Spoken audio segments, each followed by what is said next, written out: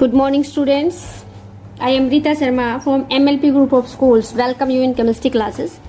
बच्चों, इससे पहले वाले लेक्चर में हमने 9th क्लास केमिस्ट्री के चैप्टर एटम्स एंड मॉलिक्यूल से मोल कंसेप्ट को डिस्कस किया था। आज हम मोल कंसेप्ट के न्यूमेरिकल डिस्कस करेंगे। ये न्यूमेरिकल मैं आपको एनसीईआरटी एक्सरसाइज से करवा रही हूँ। एटम्स एंड मॉलिक्यूल चैप्टर के एनसीईआरटी एक्सरसाइज से ये न्यूमेरिकल मैं आपको करवा रही हूँ। तो बेटा क्वेश्चन नंबर पहले आप देखिएगा, क्वेश्चन नंबर 8 मोल कंसेप्ट से convert into mole. Convert into mole. Mole बनाने आपको ग्राम में मास दे रखा है, उसके मोल्स बनाने। तो बेटा आप याद रखिएगा, जब भी आपको मोल्स बनाने हो, मोल्स को हम एन से रिप्रेजेंट करते, मोल्स बनाने हो तो बच्चों गिवन मास जिसको हम स्मॉल m से रिप्रेजेंट करते हैं उसको हम m से डिवाइड कर देंगे। स्मॉल m क्या है बच्चों? गिवन मास, जिसके मोल्स बनाने हैं, गिवन मास है ये। और बेटा ये जो नीचे कैपिटल M लिखा है, this is molar mass. Molar mass आपको पता ही है, किसी भी मॉलिक्यूल का मोलर या मोलिकुलर मास निकालने के लिए उसमें जो भी एटम है सबका मास हम ऐड कर देते हैं। तो बेटा नंबर ऑफ मोल्स इस तरीके से हम निकालेंगे। फर्स्ट क्वेश्चन देखिएगा, 12 gram of oxygen gas. 12 gram of oxygen gas के नंबर ऑफ मोल्स बनाने। तो पहले तो ऑक्सीजन गैस का मास, ऑक्सीजन गैस तो एक तो आप ये याद रखें, यहाँ बच्चे बहुत गलती करते हैं, ऑक्सीजन गैस O2 होती है, O नहीं होती है, O ऑक्सीजन का एटम होता है। तो इसका मास निकालेंगे और एटॉमिक मास यहाँ पे लिख देती हूँ मैं। एटॉमिक मास ऑक्सीजन का होता है बच्चों 16U। ओके, तो मोलिकुलर मास निकालेंगे M। 2 × 16 कितना आ जाएगा बच्चों? 32। ओके, अब नंबर ऑफ मोल्स निकालने के लिए N निकालने के लिए गिवन मास कितना है? 12 और हमारा मोलर मास कितना है? 32। इसको हम कैंसिल कर देंगे। 4 3 जा 12 और 4 8 जा 32। तो यहाँ आ जाएगा 3/8 मोल्स। ओके, इसको आप डेसिमल में भी लिख सकते हैं। तो ऑलवेज रिमेम्बर बेटा, जब भी मास से मोल्स बनाने हो तो आप मोलर मास निकाले, जो भी आपको सब्सटेंस दे रखा है, ऑक्सीजन गैस है या कोई कंपाउंड है, उसका मास निकाले और उससे डिवाइड कर दे सिंपली। ओके बेटा, क्वेश्चन नंबर 2 देखिएगा बच्चों, 20 ग्राम ऑफ वाटर में नंबर ऑफ मोल्स बताने। तो पहला काम हमारा क्या है? वाटर का मोलर मास निकालना। तो कैपिटल M निकालेंगे। वाटर का फॉर्मूला आपको पता है बच्चों, H2 होता है। 2 × हाइड्रोजन का मास 1 और ऑक्सीजन का 16, ये कितना आ जाएगा बेटा? 18 आ जाएगा। ओके, अब नंबर ऑफ मोल्स निकालने के लिए गिवन मास कितना है? 20 और मोलर मास कितना है? 18। आप इसको कैंसिल कर सकते हो। 2 10 जा 20 और 2 9 जा 18, 10/9 आ जाएंगे। ये आ जाएगा मोल्स। आप डेसिमल में इसको लिख सकते हो। तो बेटा ये आपका 8th क्वेश्चन का सेकंड पार्ट था। नो बेटा 8th क्वेश्चन का थर्ड पार्ट देखिएगा, 22 gram of carbon dioxide. Carbon dioxide के क्या बनाने हमें? कार्बन डाइऑक्साइड के हमें क्या बनाने बेटा? हमें बनाने मोल्स। तो आपको मैंने बताया कार्बन डाइऑक्साइड का फॉर्मूला होता है बच्चों CO2। तो पहले इसका मोलर मास निकाले। कार्बन का होता है 12 और 2 × ऑक्सीजन का होता है 16, ये आपका आ जाएगा 44।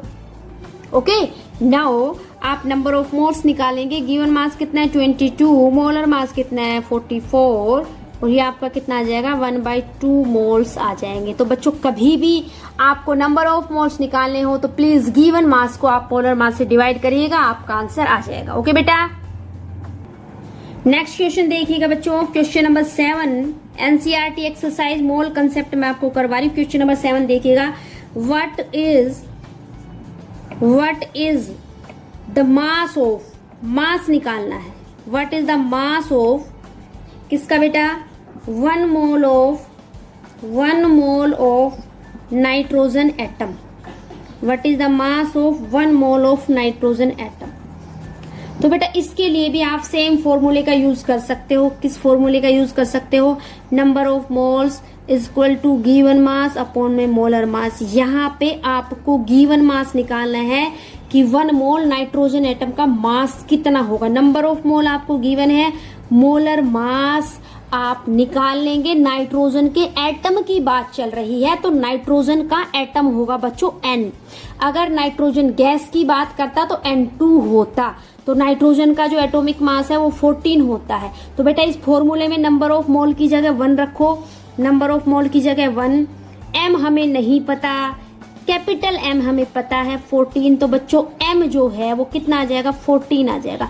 1 मोल ऑफ नाइट्रोजन एटम का मास कितना आ जाएगा बेटा? 14 ग्राम आ जाएगा 1 मोल ऑफ नाइट्रोजन एटम का मास। ओके, सेकंड क्वेश्चन देखिएगा बेटा। What is the mass of 0.5 mole of water molecule?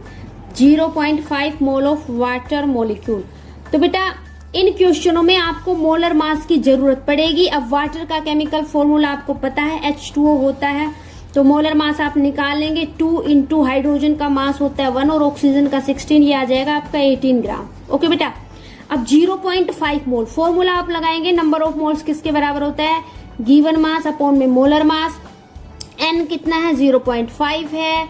Given mass हमें नहीं पता है, मोलर मास कितना है? 18। तो बच्चों कितना आ जाएगा ये? M is equal to 0.5 into 18 is equal to 9 gram आ जाएगा। ओके बच्चों, तो इस तरीके से आप न्यूमेरिकल कर सकते हैं। कितना आएगा बच्चों? 9 ग्राम आएगा। हमने मास निकाला है। फर्स्ट न्यूमेरिकल में हमने नंबर ऑफ मोल्स कैसे निकालते ये सीखा। सेकेंड न्यूमेरिकल में हमने मोल का मास कैसे निकालते ये सीखा। ओके बेटा, इसी में बेटा इसी टाइप के क्वेश्चन में what is the mass of mass निकालना है। नेक्स्ट क्वेश्चन देखिएगा। वैसे ये 7th का बी पार्ट एनसीईआरटी में, 7th का बी पार्ट एनसीईआरटी में क्वेश्चन नंबर 7th का B part. What is the mass of 4 moles of aluminium atoms. Atomic mass given है, एटॉमिक मास दे रखा है एल्यूमिनियम का 27। Okay, 4 moles of aluminium atom का क्या बताना है? हमने मास बताना है। तो फॉर्मूला लगाओ आप। नंबर ऑफ मोल्स किसके बराबर है? गिवन मास अपॉन में मोलर मास।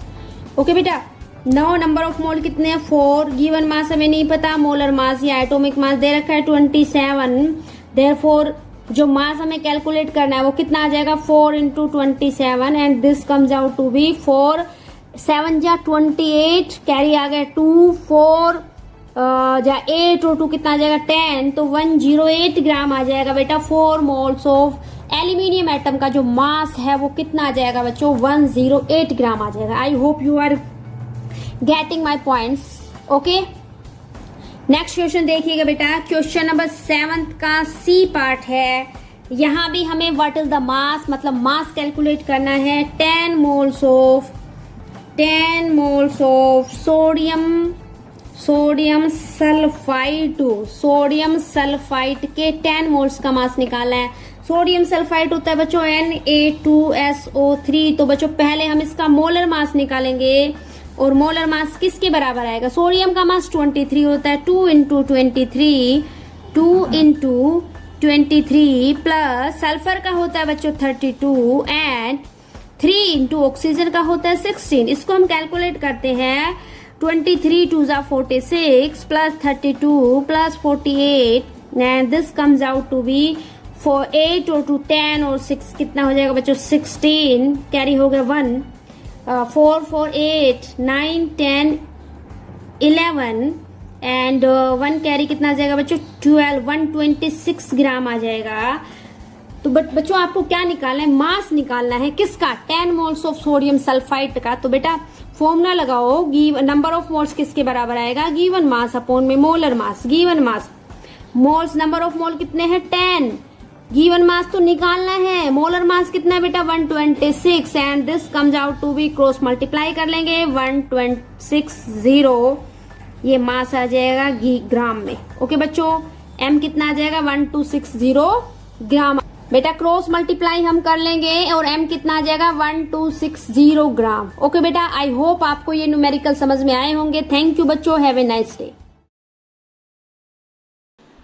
गुड मॉर्निंग स्टूडेंट्स, कैसे हैं आप सभी। मैं रोहित सर आज आपको सेल चैप्टर में आगे के कुछ टॉपिक करवाऊँगा। ये जो टॉपिक हैं सेल ऑर्गेनेलीज से क्या है रिलेटेड है, तो कोशिश ये रहेगी कि सारे के सारे जो टॉपिक हैं आपके क्लियर हो जाए। चलिए अब हम शुरुआत करते हैं पहले टॉपिक से। वो ऑर्गेनेलीज मैं आपको बताने जा रहा हूँ जो कंपाउंड माइक्रोस्कोप के सहारे क्या होती है विजिबल होती है। उसका नाम है सबसे पहला सेल वॉल। जो आउटर मोस्ट जो स्ट्रक्चर होती है प्लांट में, फंगल में, कुछ बैक्टीरियल सेल्स में, तो वो उसको हम कहते हैं बच्चों सेल वॉल। और ये एनिमल सेल में क्या होती है, एब्सेंट होती है। ध्यान रखना, एनिमल सेल में सेल वॉल नहीं होती है। अगला अगर देखें तो प्लाज्मा मेम्ब्रेन, जिसको हम सेल मेम्ब्रेन भी कहते हैं, ये सेल को कवर करने का काम करती है और साथ में एक्सटर्नल एनवायरनमेंट से बचाने का भी काम करती है।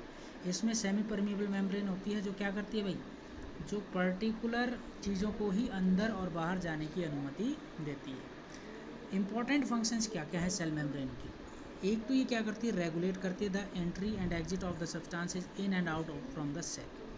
मतलब सेल के अंदर और बाहर जो सब्सटेंस जा रहे हैं और आ रहे हैं उनको रेगुलेट करने का काम करती है। दूसरा, ये फिजिकल एक्टिविटीज़ भी परफॉर्म करती हैं जैसे कि डिफ्यूजन और ऑस्मोसिस। डिफ्यूजन और ऑस्मोसिस के बारे में मैंने आपको बताया था। डिफ्यूजन प्रोसेस क्या होता है, it is a process in which a substance can move from the higher concentration to the lower concentration. और वहीं ऑस्मोसिस की अगर मैं बात करता हूँ तो it is a process in which the solvent substances transfer from the higher concentration to the lower concentration through a semi permeable membrane. तो ये याद रखना, ये सेल मेम्ब्रेन के द्वारा ही होगा बेटा।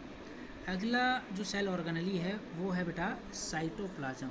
साइटोप्लाज्म की बात करूं तो सेल के अंदर जो फ्लूइड प्रेजेंट होता है उसको हम कहते हैं साइटोप्लाज्म, जिसके अंदर सेल ऑर्गेनेलीज प्रेजेंट होती है। ये अमोर्फस होता है, ट्रांसलूसेंट होता है, कोलॉइडल फ्लूइड होता है। ऑर्गेनिक मॉलिक्यूल और एंजाइम्स क्या करते हैं, इनके अंदर फ्लोट करते हैं, तैरते रहते हैं और यहाँ से it help in exchange of materials between the cell organelles.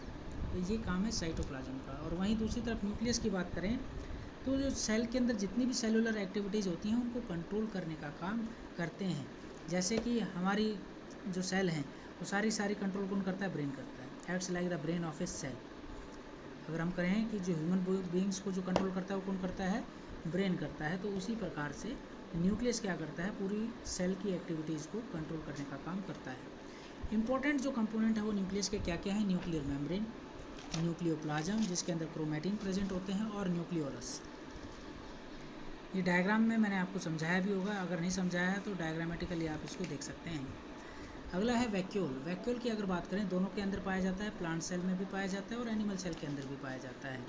ये क्या करते हैं, ये प्रोवाइड करते हैं टर्जिडिटी और रिजिडिटी प्लांट सेल को, और ज़्यादा से ज़्यादा वेस्ट प्रोडक्ट को क्या करते हैं, स्टोर करने का काम करते हैं। और वहीं एनिमल सेल के अंदर क्या होता है, वैक्यूल का साइज़ बहुत ही छोटा होता है और ये ज़्यादा संख्या में क्या है पाए जाते हैं। अगला जो सेल ऑर्गेनेली है वो क्या है बच्चों, एंडोप्लाज्मिक रेटिकुलम। एंडोप्लाज्मिक रेटिकुलम की बात करूं तो ये इंटरकनेक्टिंग सिस्टम है of the membrane line channels that run through out the cytoplasm and has done the synthesis and packaging of protein and lipids. तो एंडोप्लाज्मिक रेटिकुलम की बात करूं तो इनका मेन काम क्या होता है कि ये प्रोटीन और लिपिड बनाते हैं। दो टाइप के होते हैं, SER, RER। Smooth endoplasmic reticulum, rough endoplasmic reticulum. Smooth endoplasmic reticulum क्या बनाने में हेल्प करता है, लिपिड्स बनाने में हेल्प करता है। वहीं RER, रफ एंडोप्लाज्मिक रेटिकुलम क्या बनाने में हेल्प करता है बच्चों, वो करता है प्रोटीन बनाने में क्या करता है भाई, ये हेल्प करता है। अब बारी आती है, नेक्स्ट टॉपिक है हमारा राइबोसोम्स। राइबोसोम्स आप सभी को मैं बता दूं कि ये वो है, मतलब ये वो सेल ऑर्गेनेली है जहाँ पर प्रोटीन क्या है बनते हैं। ये क्या है, फ्रीली भी पाए जाते हैं या फिर रफ एंडोप्लाज्मिक रेटिकुलम के साथ क्या होते हैं, अटैच्ड होते हैं। गोल्गी एपरेटस, इसको डिक्टियोसोम्स भी कहा जाता है प्लांट सेल्स का, क्योंकि ये स्टोरेज, मॉडिफिकेशन और पैकेजिंग करने का काम करता है। क्योंकि छोटे छोटे वेसिकल्स प्रेजेंट होते हैं तो इसमें स्टोरेज, मॉडिफिकेशन और पैकेजिंग का काम होता है। और ये लाइजोसोम्स बनाने में क्या करते हैं, हेल्प करते हैं। लाइजोसोम्स और पिरोक्सिसोम्स। लाइजोसोम्स को हम क्या कहते हैं, सुसाइडल बैग्स कहते हैं। ठीक है, मैं अगले ही टॉपिक में बता रहा हूँ आपको लाइजोसोम्स। लाइजोसोम्स क्या हैं, जिनके अंदर डाइजेस्टिव एंजाइम्स प्रेजेंट होते हैं जो फॉरेन मटेरियल को क्या करते हैं, किल करने का काम करते हैं, इसलिए इनको सुसाइडल बैग्स के नाम से जाना जाता है। अगला जो सेल ऑर्गेनेली है वो है बच्चों माइटोकॉन्ड्रिया। इसको power house of the cell कहा जाता है।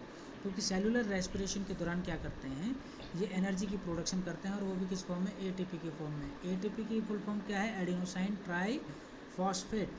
तो आपको मैं बता देता हूँ कि एक ग्लूकोज मॉलिक्यूल से लगभग 28 जो एटीपीज हैं वो क्या होती हैं, रिलीज होती हैं। अब आती है बच्चों बात प्लास्टिड की। प्लास्टिड केवल प्लांट सेल के अंदर ही प्रेजेंट होते हैं, जिनके अंदर क्लोरोफिल पिगमेंट प्रेजेंट होता है, जो क्या प्रोवाइड करते हैं, जो ग्रीन कलर क्या करते हैं, प्रोवाइड करते हैं। दो टाइप के होते हैं ये, क्रोमोप्लास्ट और ल्यूकोप्लास्ट। क्रोमोप्लास्ट की बात करें तो ये कलर्ड प्लास्टिड होते हैं, इसमें क्लोरोप्लास्ट भी आ जाता है। ये इंपॉर्टेंट होते हैं बच्चों प्लांट्स के लिए, क्योंकि ये फोटोसिंथेसिस प्रोसेस कराने में हेल्प करते हैं। वहीं दूसरी तरफ अगर हम देखें तो ल्यूकोप्लास्ट होता है।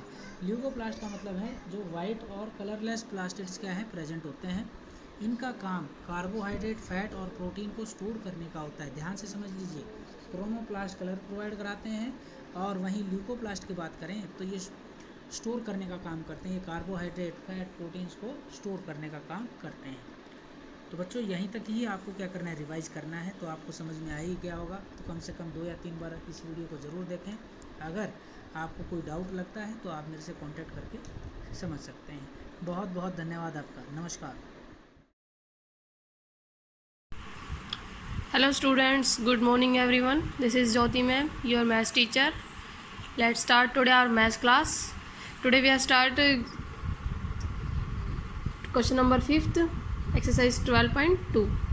Question number 5th है, a rhombus shaped field has green grass for 18 cows to graze. एक rhombus shape में जो field है green grass का 18 काउ के लिए अवेलेबल है। If each side of rhombus is 30 metre, rhombus की जो साइड है वो 30 मीटर है, and its diagonal 48 metre. How much area of grass field will each cow be getting. हमें ईच काउ का निकालना है कि वो कितना ग्रास जो है, मतलब कितने एरिया में जो है वो घास ले सकती है। तो ये हमने रफली डायग्राम बनाया। रोम्बस ABCD डायगोनल है 48 मीटर। अब हमारे पास जो ए रोम्बस है वो ऑल साइड्स आर इक्वल है। ये 2 कॉन्ग्रेंट ट्राइंगल्स में कन्वर्ट हो गया है, डिवाइड हो गया है। तो हम एक ट्राइंगल का एरिया फाइंड करेंगे और उसको 2 से मल्टीप्लाई करेंगे, तो हमारे पास कंप्लीट रोम्बस का एरिया आ जाएगा। तो एरिया इसमें क्या है, area of triangle ABC is equal to में area of triangle ABACD। Triangle ABC का एरिया है ट्राइंगल ACD के एरिया के इक्वल होगा। तो सबसे पहले हमें साइड्स गिवन है, A गिवन है 30 मीटर, B भी है 30 मीटर, एंड C है 48 मीटर। तो हम एरिया फाइंड करेंगे। एरिया ऑफ रोम्बस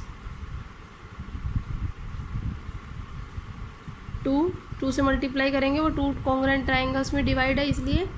और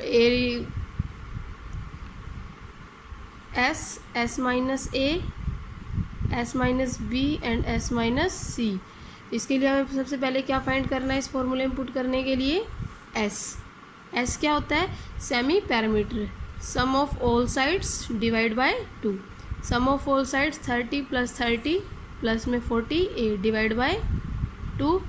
इनको प्लस करेंगे, 30 60 60 और 40 100 100 8/2। 2 से कैंसिल करेंगे, 54 मीटर आ जाएगा इसका सेमी पैरामीटर। अब हम एरिया में पुट करेंगे इसको, 2 54 S 54 माइनस में 30, 54 minus 30 and 54 minus 48।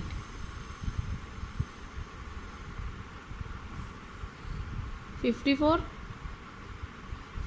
Minus 30 24, 54 minus 30 24, and 54 minus में 48, 14 8 6। इसको ब्रेक कर लेंगे, 9 6 जा 54, 6 4 जा 24, 6 4 जा 24 एंड 6।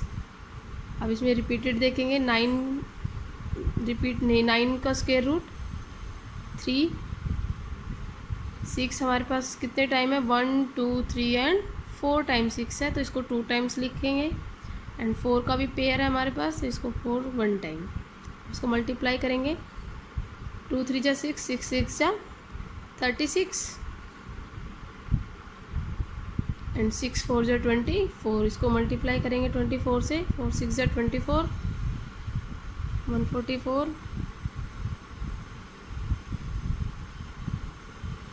ये आ गया हमारे पास 864 सेंटीमीटर, सॉरी मीटर स्क्वायर। अब जो 864 है वो 18 काउ के लिए अवेलेबल है। Field available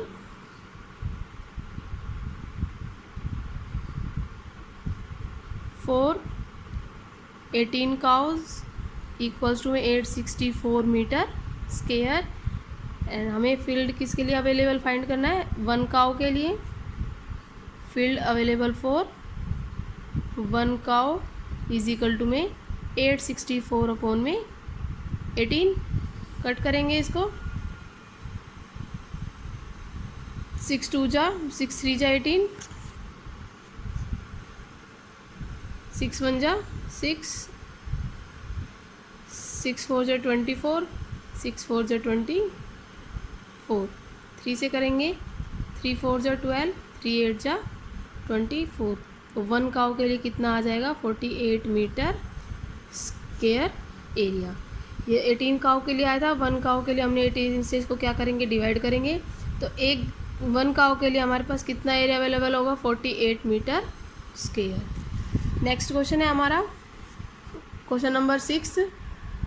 an umbrella is made by stitching 10 triangular PCs of cloth of 2 different colours. एक अम्ब्रेला को स्टिच किया गया कपड़े से, उसमें ट्रायंगुलर पीसीज बनाए गए हैं 10 अलग अलग कलर के। तो एक मान लिया रेड कलर है तो एक ब्लैक कलर है, जो भी है डिफरेंट कलर है दोनों में, और each piece measuring 20 centimetre 50 centimetre and 50 centimetre. जो इनकी मेजरिंग है वो 50 ट्रायंगुलर शेप में है, तो ट्रायंगल्स की तीनों साइड की मेजरिंग गिवन है 50 50 and 20 centimetre. How much cloth of each colour is required for the umbrella, मतलब हर कलर के कितने कपड़े की इसमें रिक्वायरमेंट होगी अम्ब्रेला को बनाने के लिए। तो जैसे ट्रायंगुलर शेप में है तो ऐसे एक ट्रायंगल है रेड कलर में है और एक ब्लैक कलर में है, तो जो उनकी मेजरिंग है 50 50 एंड 20, ये भी 50 50 एंड 20 सेंटीमीटर। तो हमें क्या करना है, ऐसे कितने ट्रायंगुलर पीसीज हैं, 10 है, हमें किसका निकालना है, ओनली 1 का निकालना है हर कलर में। तो हम पहले एक ट्रायंगुलर पीस का एरिया निकाल लेंगे। साइड गिवन है A 50 B 50 and C 20।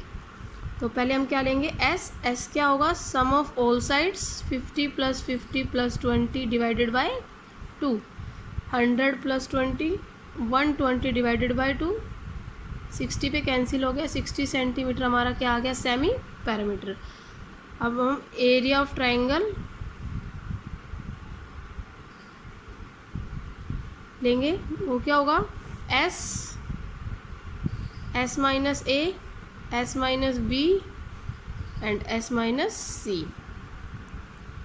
S आया हमारे पास 160, 60 minus 50, 60 minus 50 and 60 minus 20,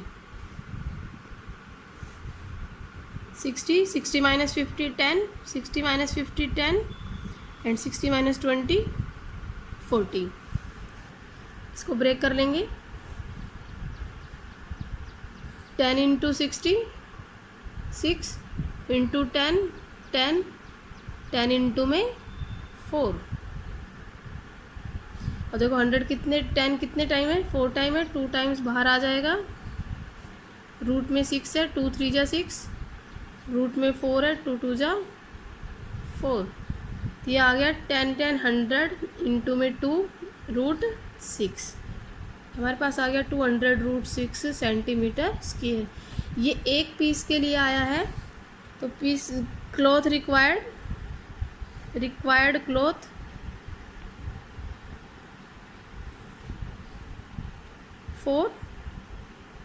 5 piece of red colour मान लिया हमने, रेड कलर इजिकल टू में 5 इंटू में मल्टीप्लाई बाय 200√6, ये आ गया 1000√6 centimetre square. And next required cloth for 5 pieces of black blue, जो भी कलर आपने मानना है, ब्लैक कलर, क्योंकि इसमें मेंशन नहीं है, इक्वल्स टू क्या आ जाएगा, वही सेम 5 इंटू में मल्टीप्लाई बाय में 200√6, 1000√6 सेंटीमीटर स्क्वायर। तो टोटल हमें रेड कलर के लिए पीस बनवाने के लिए इतने कपड़े की रिक्वायरमेंट है 1000√6 सेंटीमीटर स्क्वायर, और ब्लैक कलर के लिए भी 1000√6 सेंटीमीटर स्क्वायर कपड़े की क्या है रिक्वायरमेंट है। Thank you.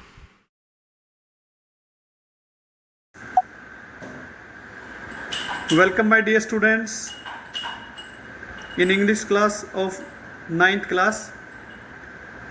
I am Hirlal sir from MLP International School Rajpura. Today in this video we are going to discuss the question answer of lesson number 6. The name of lesson number 6 is beta my childhood. Okay, so let us start.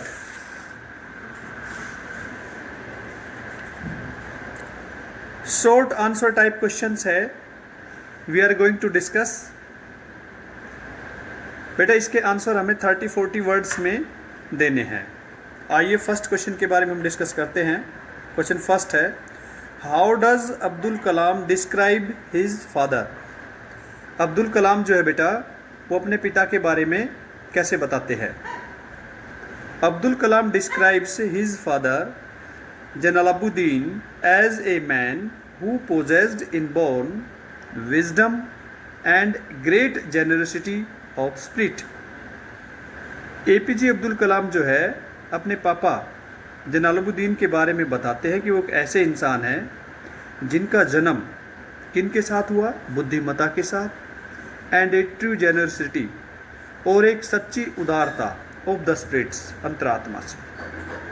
He did not have much formal education, यानी कहने का मतलब है बेटा वो अधिक पढ़े लिखे नहीं थे, nor much wealth, और ना ही बेटा उनके पास कोई अधिक धन संपदा थी।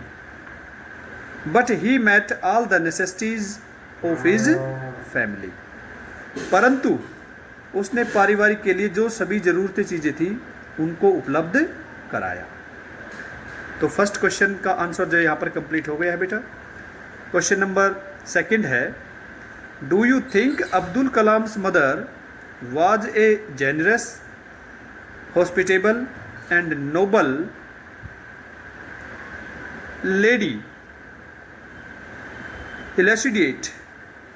क्या आप ऐसा सोचते हो कि अब्दुल कलाम की मदर जो है उदारवादी, हॉस्पिटेबल का मीनिंग बेटा ये होता है कि भाई अतिथिवादी, और एक नोबल लेडी थी। इसको बताइए, इसके बारे में आप चर्चा कीजिए।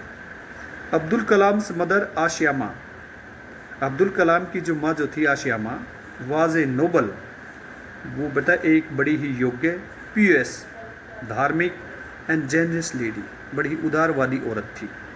She used to feed more outsider in her home, वह अपने घर के अंदर अधिक बाहर के लोगों को भोजन कराती थी। देन हर फैमिली मेंबर, अपने परिवार के सदस्य की संख्या की अपेक्षा, यानी उसके परिवार के अंदर बाहर के ज़्यादा लोग भोजन किया करते थे बजाय किसके, उनके परिवार के सदस्यों की संख्या के। He inherited faith in goodness and deep kindness for her, उसने विरासत में फेथ इन गुडनेस यानी अच्छाई में विश्वास, and deep kindness from her यानी अच्छाई में विश्वास करना और गहरी दयालुता, वो एपीजे अब्दुल कलाम ने अपनी माँ से ग्रहण की। Good morning students. बेटा हम पाठ 13 कर रहे थे, उसी को आगे करते हैं। पाठ है ग्रामश्री और जिसके लेखक कवि हैं सुमित्रा नंदन पंत। इसी को आगे पढ़ते हैं हम। इसके यहाँ तक हम पढ़ चुके हैं, आगे पढ़ते हैं। अब रजत स्वर्ण मंजरियों से लद गई आम तरू की डाली, झर रहे ढाक पीपल के दल, हो उठी कोकिल मतवाली, महके कटहल मुल्कित जामुन, जंगल में जरबेरी झूली, फूले आड़ू नींबू दाड़िम, आलू गोभी बैंगन मूली। तो प्रसंग है इसका कि प्रस्तुत पद्यांश है जो हमारी पाठ्य पुस्तक क्षितिज के संकलित कविता ग्रामश्री से उद्धृत है। इसके रचयिता हैं सुमित्रा नंदन पंत जी। इन पंक्तियों में कवि फलदार वृक्षों में लगे फलों में हो रहे प्राकृतिक परिवर्तनों को बताता हुआ कहता है कि पहले हम शब्दार्थ देखते हैं। रजत माने चांदी, मंजरिया यानी फूलों के गुच्छों या बोर, आम्र तरु आम्र का पेड़, ढाक एक पेड़, दल पत्ते, मतवाली मस्त, मुल्कित होना कलियां आना। तो कवि कह रहा है इसमें कि गांव की धरती केवल फसलों से सौंदर्यपूर्ण नहीं है, गांव की धरती है वो केवल फसलों से सौंदर्यपूर्ण नहीं है, बल्कि बाग बगीचों में उगे आम की डालियों में भी अब बोर लद गए हैं। कि अब रजत स्वर्ण मंजरियों से लद गई आम तरू की डाली, कि अब है जो आम का पेड़ है, आम की डाली पर है वो मंजरियां यानी कि जो फूलों के गुच्छे हैं वो आ गए हैं, उनकी शोभा बढ़ा रहे हैं और उनकी शोभा बढ़ा रहे हैं। रजत यानी कि चांदी के जैसे वो लग रहे हैं।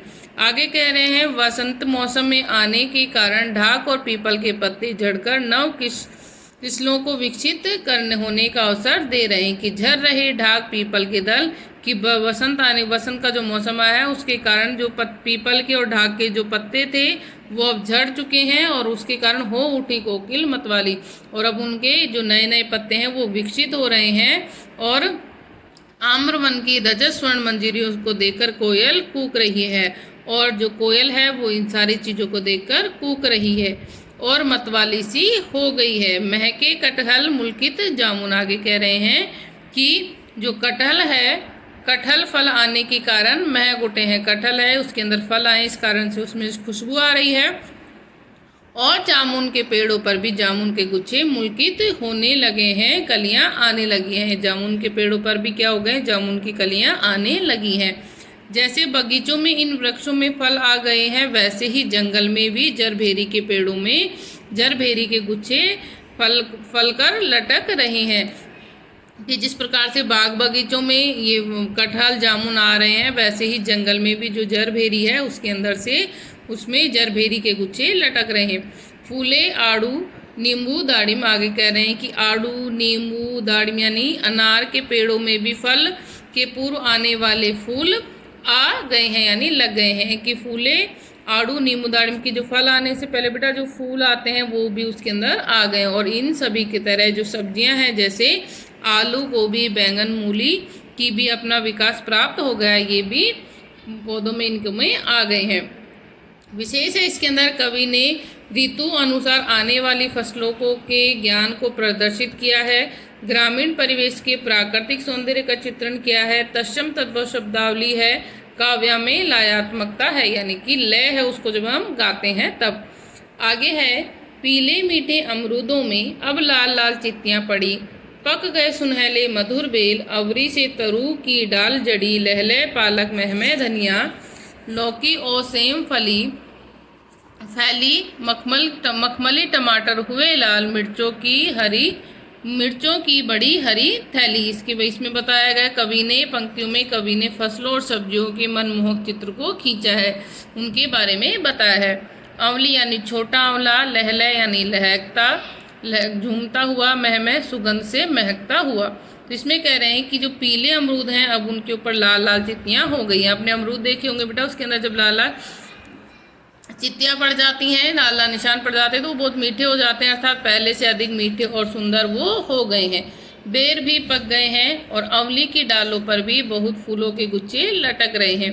कहीं खेतों में पालक लहरा रहा है तो कहीं धनिये की भीनी भीनी खुशबू आ रही है, कहीं लौकी और सेम की लताओं में लौकी और सेम झूल रहे हैं, तो कहीं मखमल के मुलायम टमाटर हरे से लाल हो गए हैं और मखमली लग रहे हैं। कि टमाटर कैसे लग रहे हैं, मखमली लग रहे हैं।